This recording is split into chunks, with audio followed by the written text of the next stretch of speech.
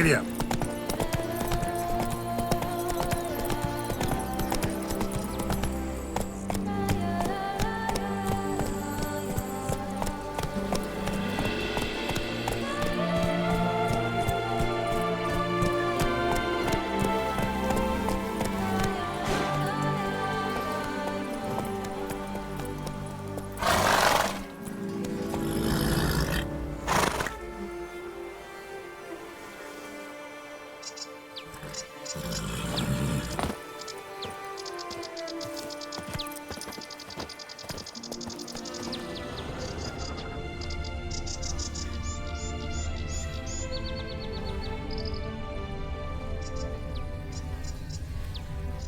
Hobnailed boots, multiple sets of prints. Ducal guard, clearly. Let's see where they went.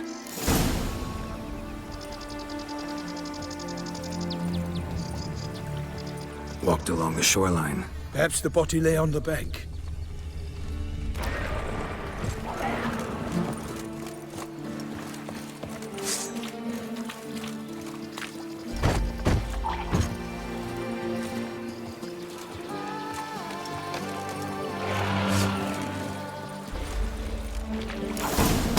Got guests. Careful.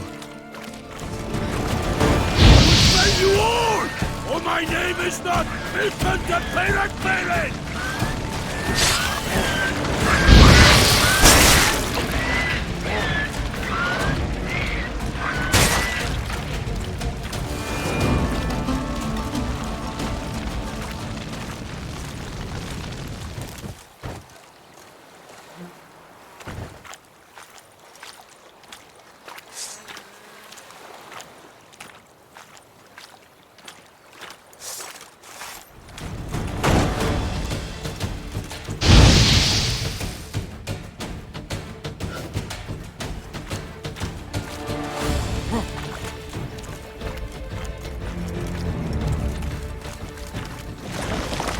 For the glory of her grace, I shall make Patriot!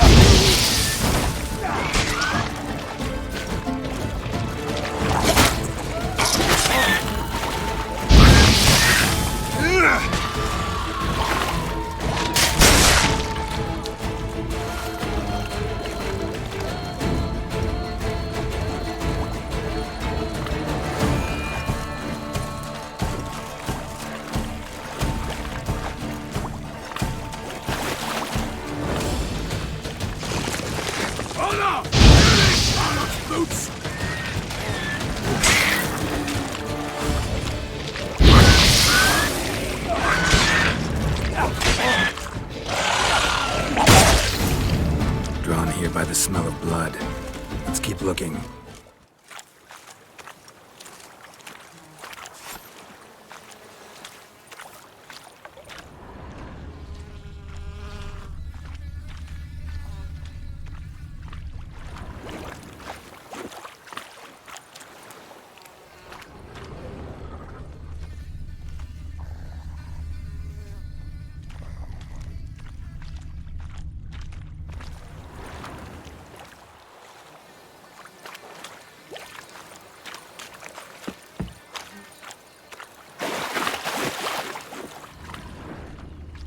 Anything taken by the current ends up in these shallows. Yes, the stench is fierce.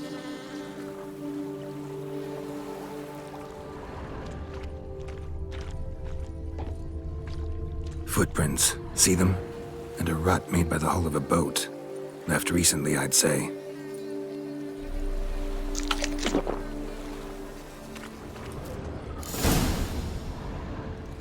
Guardsmen snipped these nets to untangle the body, which must have been quartered or chopped up somehow, given how much blood there is. Body parts were put on a boat, taken somewhere. Need to find out where. I'd like to look at the corpse before it starts to decompose. The inn. Its patrons must have seen the guardsmen, which direction they took. We should ask there.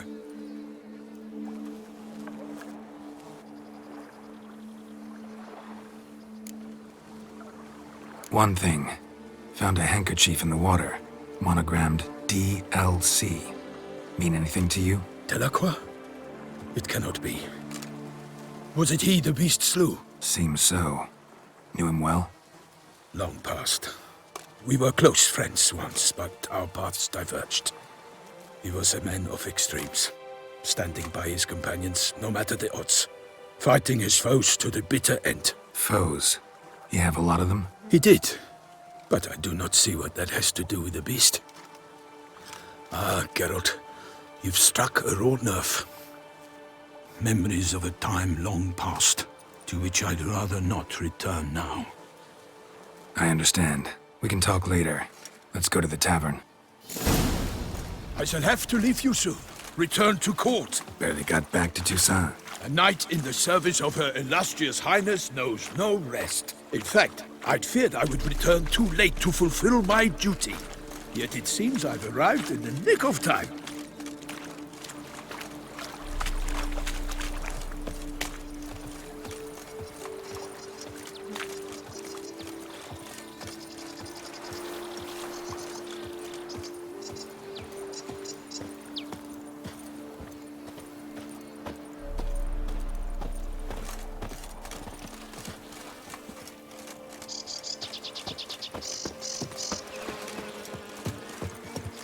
Once you have finished examining the corpse, be sure to report to Radiator. Radiator? Her Grace, the Duchess. I forget myself at times. We address each other by our first names in private. Never in Pomrin's presence, however. He finds such familiarity offensive. Stocks and the whip await those running riot. Oh, Duchy values a watering peace hole and for quiet. traders, smugglers, boatmen. But you will find no better crayfish chowder in all Toussaint. Ollie, Ollie! Accent free! Grace has called in someone to tend to the beast. A killer from the north, they say. What? With no lads brave enough? Of course we have, but bravery's not enough against the beast. It wields dark powers. That calls for a witcher. For a mage.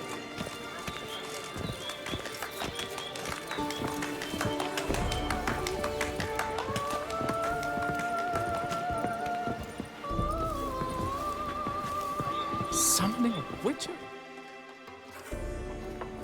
By my troth, could that be the musty scent of fresh pâté? Naught else, Sir de Peyrac-Peyran. I see time has not dulled your senses. We would be honored if you would join us. Your companion as well. But why do I not detect even a whiff of crayfish chowder? No soup today, on account of there being no crayfish. I reckon you've not heard, but all I caught was a corpse. I awoke at the crack of dawn, as I do each day, but when I looked up, I beheld a blood-red sky. This corpse is precisely why we're here. For the man whom you've invited to join you at the table was summoned from a far-off land by her gracious magnificence. He is tasked with tracking and killing the beast. We invited two men to join us, yet since Sir de Peyrac-Peyran in temperament is more akin to hare than hound, I surmise the other is the hunter. With whom do we have the pleasure? Name's Geralt. A humble introduction. You've clearly not tarried long with Sir de Peyrac-Peyran. Spare us the petty insults. Geralt is a master of the witchering trade.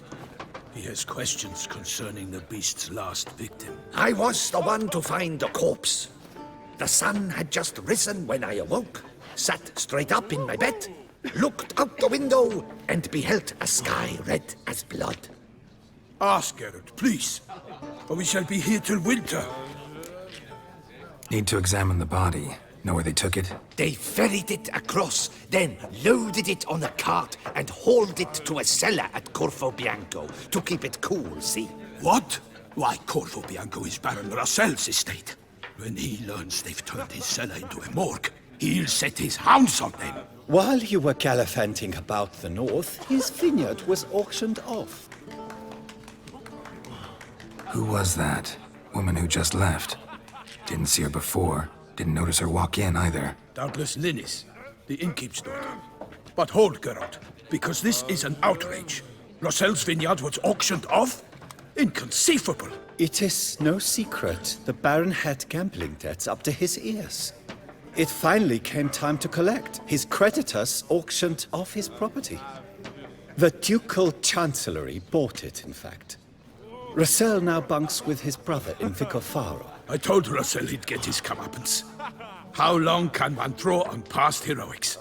His creditors must finally have to find that his promises meant nothing. Such are the times. Today's knights are pale shadows of the heroes of yore. It's true what they say. God sent the beast to punish us for straying from the old paths.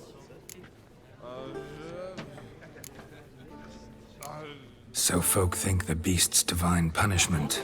Knights have turned their backs on the old customs. Where they were defenders of the duchy, they're now defenders of their own tushes. Why, you insolent... Let him talk. The Duchess trades in titles, grants honors to ill-doers. We've strayed from the path of virtue, lost the gods' favor, so the gods sent retribution. Don't listen to that nonsense, Geralt. It's rehashed street preacher codswallop. Yes, the rebel rousers have been sprouting up like weeds lately, each offering the same bill of goods. Thanks for the hospitality. Time I examined the corpse.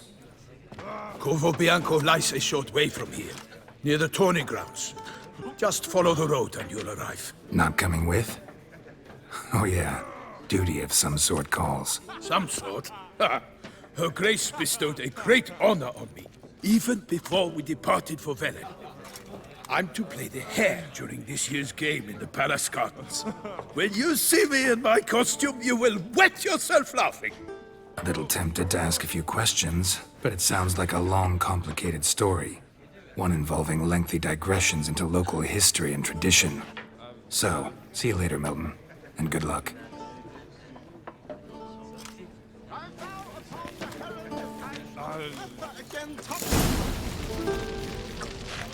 Something witcher. Oh la la, no jesting with this one.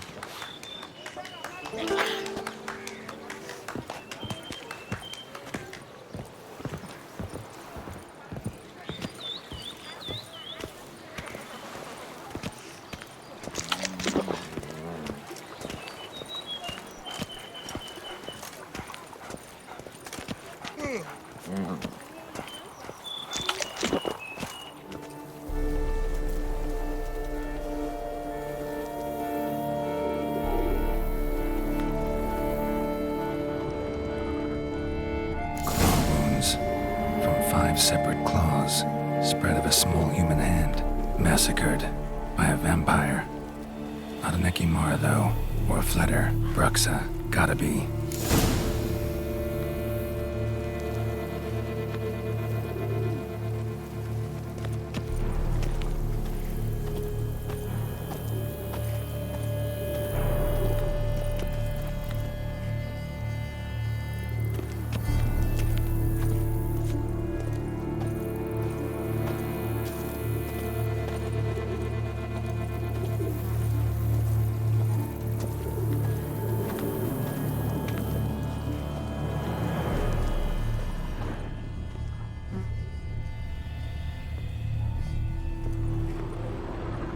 Footprints. Small, bare feet. Lead deeper into the cellar. Fell down the stairs, broke his neck.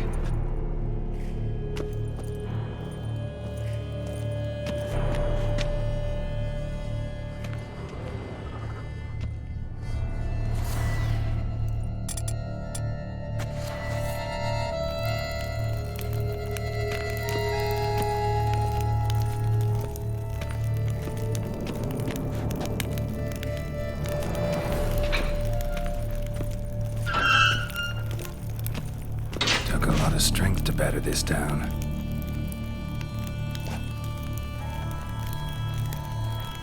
Took a lot of strength to batter this down.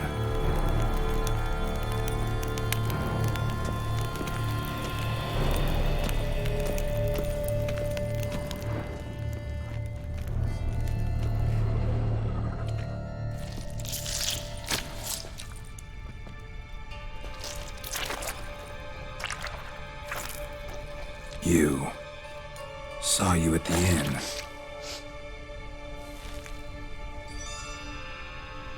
know what you are. Don't know why you killed these people, though. Clearly wasn't for their blood.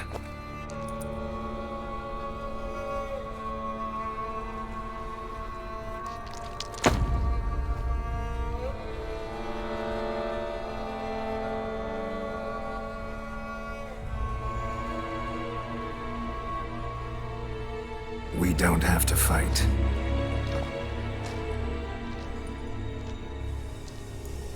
You are wrong.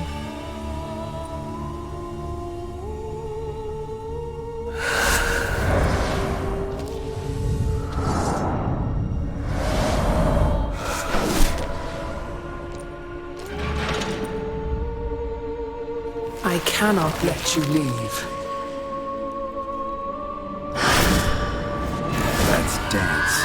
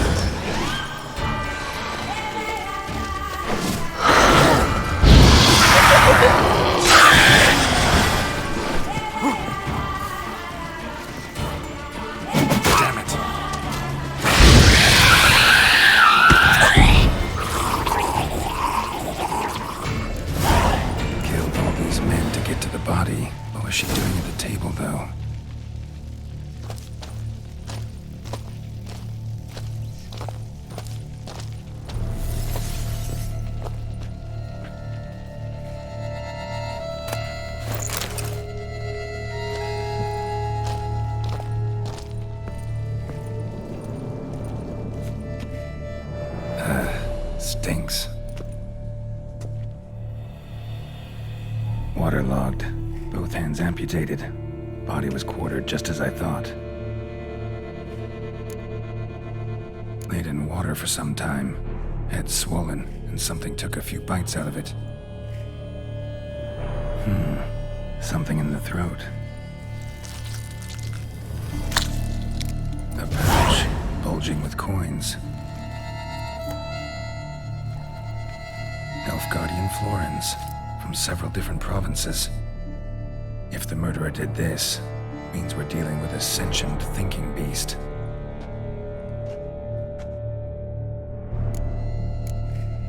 Body was chopped up after death. Blows struck with great force, but bones sliced through, not crushed. Creature that killed him had long claws, sharp as a witcher's blade. First sank its claws into the victim's heart. No Bruxa did this. Third hand. A spare? Except it's clearly not the victim's. Guardsmen must have not noticed it as they picked everything up. How's this possible? Still warm. Blood still flowing? Several monster species can regenerate. Never heard of that happening to their severed limbs, though.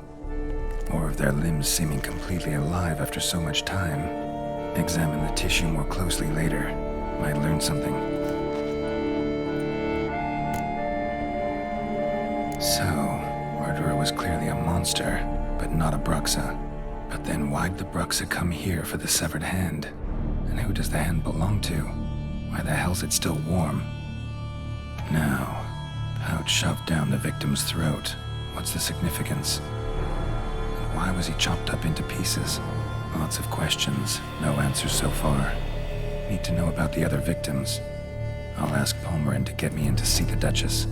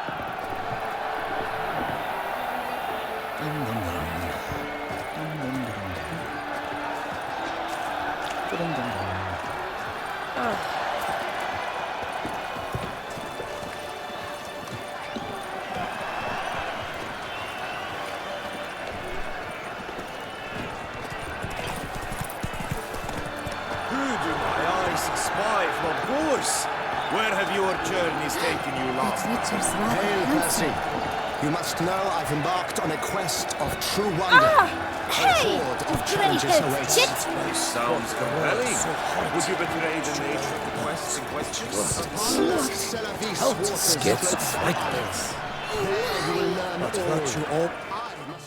Need to speak to the Duchess, urgently. All right, you scamps. Story's done. Go find your parents. But the Palmerine, what about the story of Riddick and the dragon? A tale's for another time. But take a good look at the man who stands before you now. This is Geralt of Rivia, the master witcher who lent his valiant hand to the defeat of the giant Goliath. Master Witcher, is it true virtue always trumps villainy? Much as we might not like it, virtue's got nothing to do with it.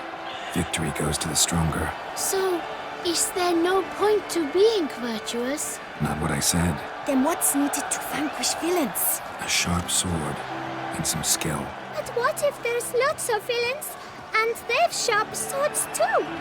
And lots of skill? That's where virtue starts to matter. Because they say the gods reward the virtuous after death. Now, that will do for questions. Go find your parents. Her Enlightened Highness has doubtless arrived at the tourney grounds to watch the battle in the arena. If we hurry, we'll be in time to speak with her before the spectacle begins. Lead the way.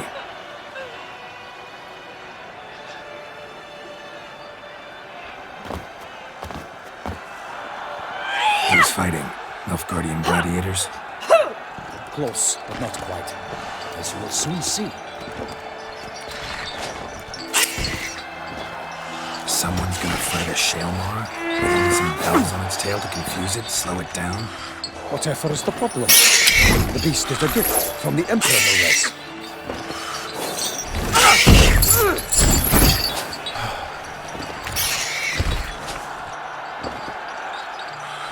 This is dangerous. Bells on its tail aren't enough. I saw a spectacle of the swords in the arena in Nuremberg. There, a knight defeated a Shaelmar with bells on its tail. Might have gotten lucky. Shaelmar might have been lame. Who knows? Only a Witcher has a real chance against a healthy Shaelmar. And that's not even every Witcher. Besides which, releasing a monster that dangerous in front of a crowd, plain irresponsible. Let's go.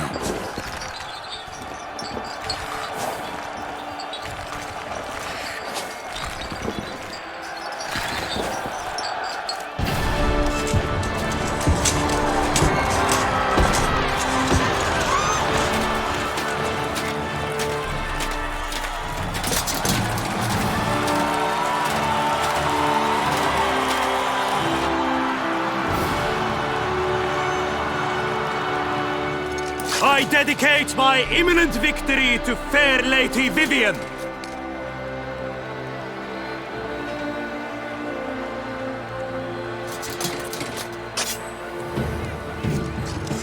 It's begun. The fight shall have to end first. We must wait.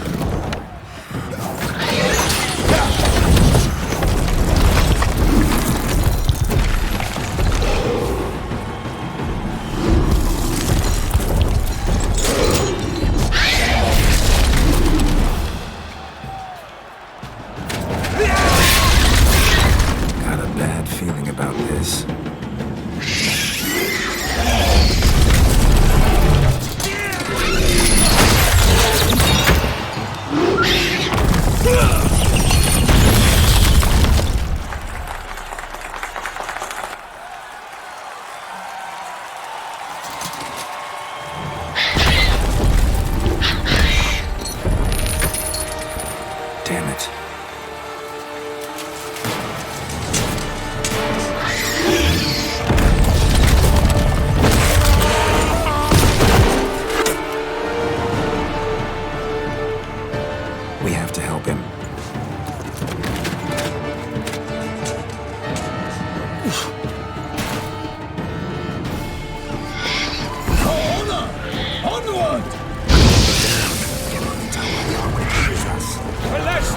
tightly, the beast heaved its foul girth, let loose a roar, and knocked it to earth. And down came the Witcher in one mighty bound, to give fight to the beast, its plans confound.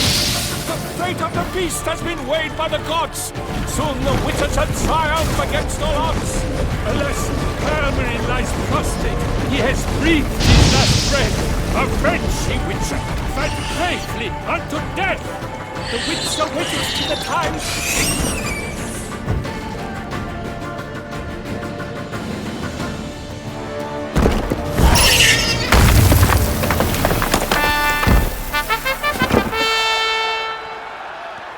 The Shelma lies defeated by Geralt of Rithia, master of the witchering trade. Behold, as the last gasps of life seep from the beast.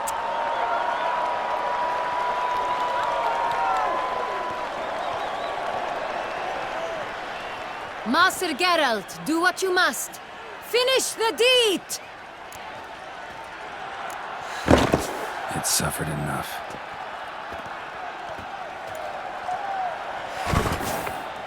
The monster lies slain! The fight is done!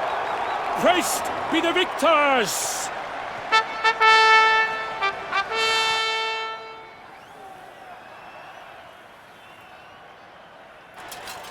Forgive me. I am not as nimble as in my younger years. You fought bravely. Thanks for your help.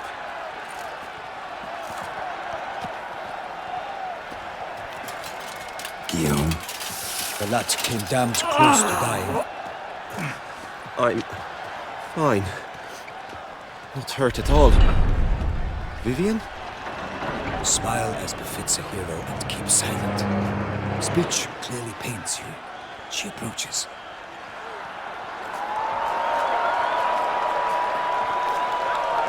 Geralt, we must talk. Vivian. You shall talk later, in the medic's tent. Geralt, magnificent, breathtaking. Your Grace. We knew that to summon you was a brilliant idea. We are delighted, ravished to have struck upon it. And I'm truly, honored. See to our young hero. Hop, hop. For we must make off with Geralt. We should talk. We had been long awaiting your arrival. Had nearly lost hope. Then suddenly, that entrance, so spectacular. Your Grace. Shaelmars are dangerous creatures, even to knights in full-plate armor. Nonsense.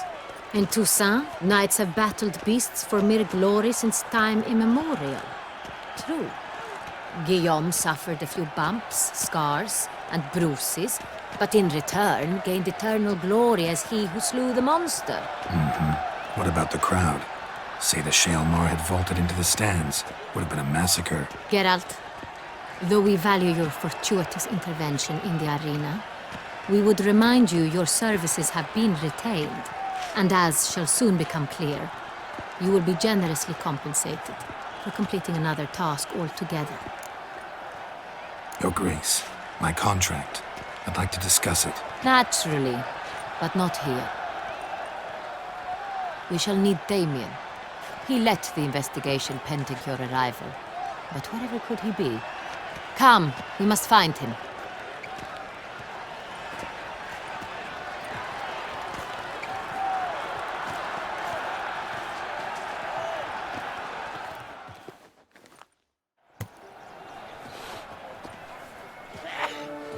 Tell us, have you come alone? Or did Viscount Julian accompany you? Wish to see Dandelion, Your Grace? Yes. I mean, no. Yes. But solely to tell him we regret. Yes, deeply regret rescinding the death sentence we so justly handed down upon him. If we could turn back time, we would make certain he sat in a tower till he rotted. No, we would ensure he was broken on the wheel, then drawn, hanged, and quartered.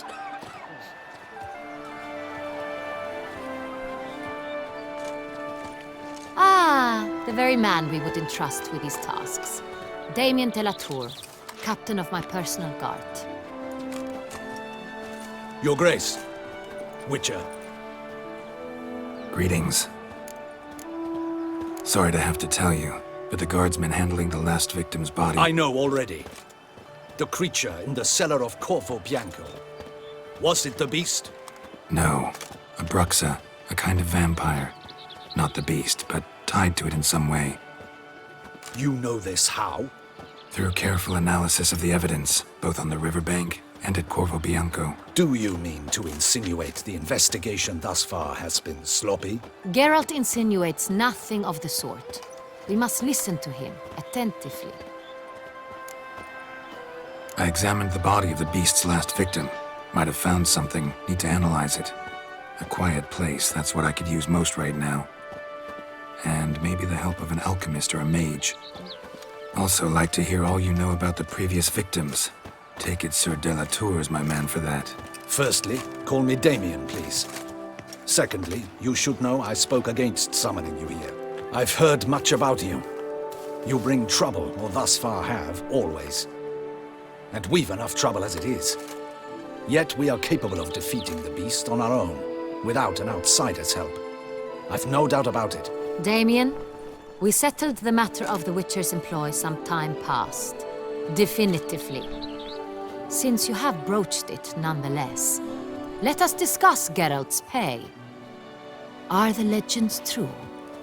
Do Witchers usually demand that which you find at home, yet did not expect? No, Your Grace. Usually we just ask for gold. The response we expected.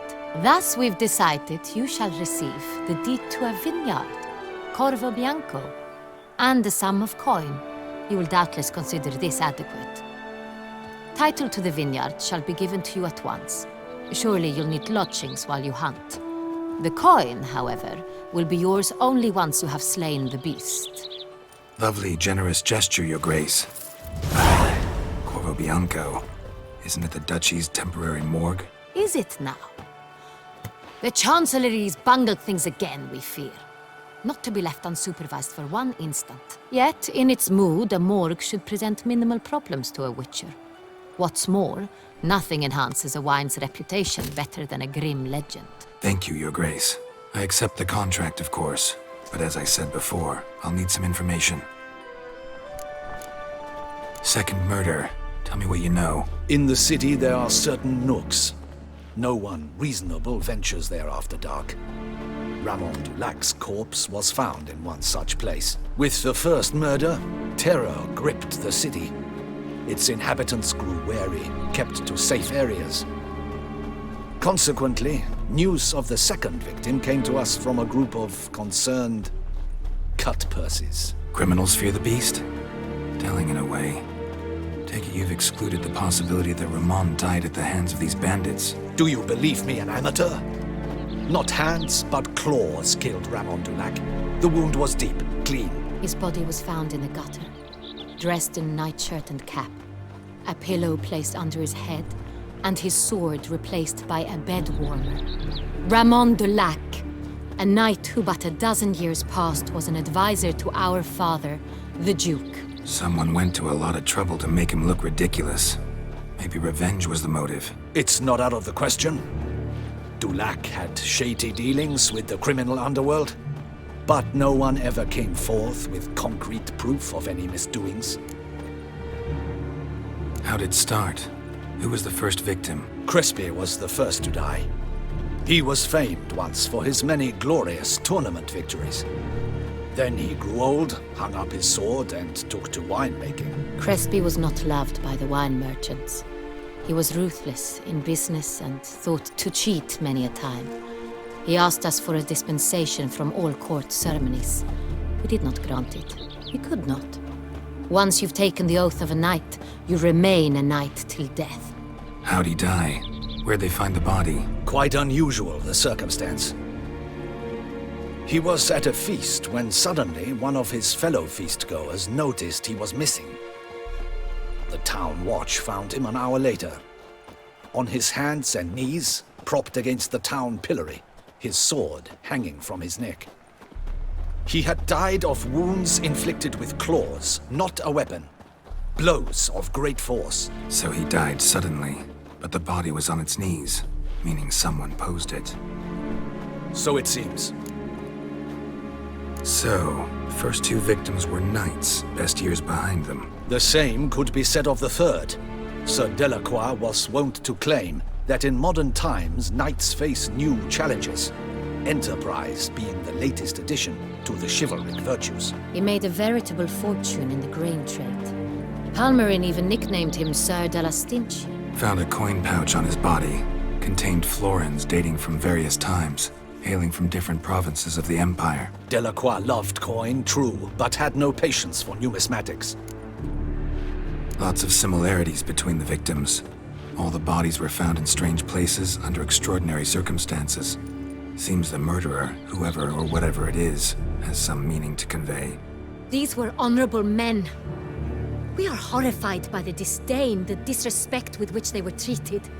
These were knights of Toussaint. Blast it. Might be the point. From what you say, none was a model of virtue. Ever considered that's what the beast's trying to draw attention to? All the murdered men were knights who swore fealty to the 5 chivalric virtues. And even if Knights of Toussaint swear fealty to what virtues exactly? honor, wisdom, generosity, valor, and compassion. Beast seems to be pointing up moral decay, denouncing it. Victims were all humiliated. Might have been murdered to emphasize their lack of specific chivalric virtues. Honor compromised by the pillory. Wisdom by ridicule. Generosity by a coin pouch shoved down a throat. It seems to fit, true, though not perfectly. Can't discount the theory if it's on the lips of everyone in town. Say our reasoning's right. Next murder will be just as showy and denounce the victim's lack of the 4th virtue, valor. We can also assume that victim will be an elder knight. Let's think. At the moment, all the knights are either at the tourney grounds or in the palace gardens. Our annual hare hunt shall begin there shortly. Have you heard of the custom? Milton mentioned something. Seemed excited to prance around in a bunny costume. Not sure why. Hang on. Strange circumstances. A knight advanced in years. The famed cowardice of rabbits. Could it be that simple? Is Milton de Peyrac-Peyren the next victim? Milton also knew Delacroix. Told me so down by the river. Damien! To miss something so obvious. De Peyrac-Peyren, Crespi, Delacroix, and Delac formed a knightly team. It was years ago, but... Your Grace, we need to find Milton. Immediately. Rather problematic. You see, the garden entertainments are due to start, and he's disguised as the hare, hiding somewhere, waiting for some tipsy courtiers to find him. The hare's hiding place is a carefully guarded secret. We must call off the game, at once. First and foremost, we must remain calm. Damien, order the garden searched immediately, but discreetly. By no means can we disrupt the festivities. Panic will only incite the beast to strike sooner. And you, Witcher, follow me. My gardens, my night, I shall take the fall. A murder is out of the question. I will not allow it. Not near my palace. Horses? Ready our horses!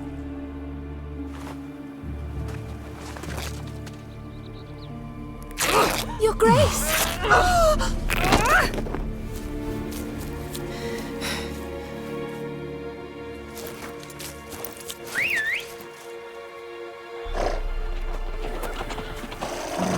What the hell? Why, I should... Your Highness, Mind it doesn't get wrinkled. Onward!